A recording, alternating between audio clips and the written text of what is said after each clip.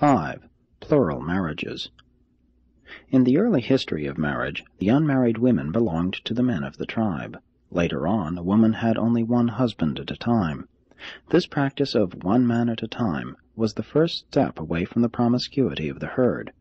While a woman was allowed but one man, her husband could sever such temporary relationships at will.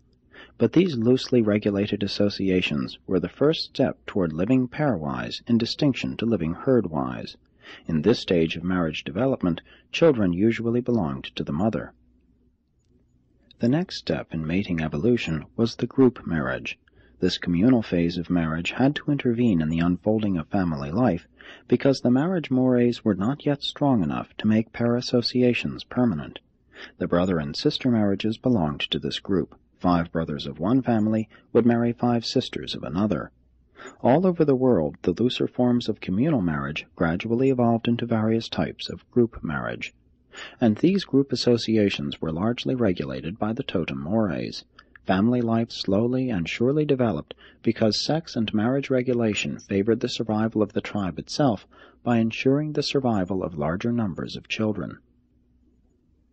Group marriages gradually gave way before the emerging practices of polygamy, and polyandry among the more advanced tribes. But polyandry was never general, being usually limited to queens and rich women. Furthermore, it was customarily a family affair, one wife for several brothers.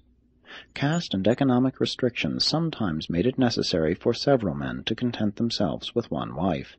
Even then, the woman would marry only one, the others being loosely tolerated as uncles of the joint progeny. The Jewish custom requiring that a man consort with his deceased brother's widow for the purpose of raising up seed for his brother was the custom of more than half the ancient world. This was a relic of the time when marriage was a family affair rather than an individual association. The institution of polygamy recognized at various times 4 sorts of wives. 1. The ceremonial or legal wives. 2. Wives of affection and permission. 3. Concubines, contractual wives. 4. Slave wives. True polygamy, where all the wives are of equal status and all the children equal, has been very rare. Usually, even with plural marriages, the home was dominated by the head wife, the status companion. She alone had the ritual wedding ceremony, and only the children of such a purchased or dowered spouse could inherit, unless by special arrangement with the status wife. The status wife was not necessarily the love wife. In early times, she usually was not. The love wife or sweetheart did not appear until the races were considerably advanced, more particularly after the blending of the evolutionary tribes with the Nodites and Adamites. The taboo wife, one wife of legal status, created the concubine mores. Under these mores, a man might have only one wife, but he could maintain sex relations with any number of concubines. Concubinage was the stepping stone to monogamy, the first move away from frank polygamy. The concubines of the Jews, Romans, and Chinese were very frequently the handmaidens of the wife.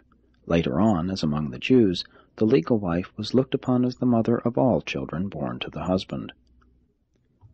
The olden taboos on sex relations with a pregnant or nursing wife tended greatly to foster polygamy. Primitive women aged very early because of frequent childbearing coupled with hard work. Such overburdened wives only managed to exist by virtue of the fact that they were put in isolation 1 week out of each month when they were not heavy with child. Such a wife often grew tired of bearing children, and would request her husband to take a second and younger wife, one able to help with both childbearing and the domestic work. The new wives were therefore usually hailed with delight by the older spouses. There existed nothing on the order of sex jealousy. The number of wives was only limited by the ability of the man to provide for them. Wealthy and able men wanted large numbers of children, and since the infant mortality was very high, it required an assembly of wives to recruit a large family. Many of these plural wives were mere laborers, slave wives. Human customs evolve, but very slowly. The purpose of a harem was to build up a strong and numerous body of blood kin for the support of the throne. A certain chief was once convinced that he should not have a harem, that he should be contented with one wife, so he promptly dismissed his harem. The dissatisfied wives went to their homes, and their offended relatives swept down on the chief in wrath, and did away with him then and there.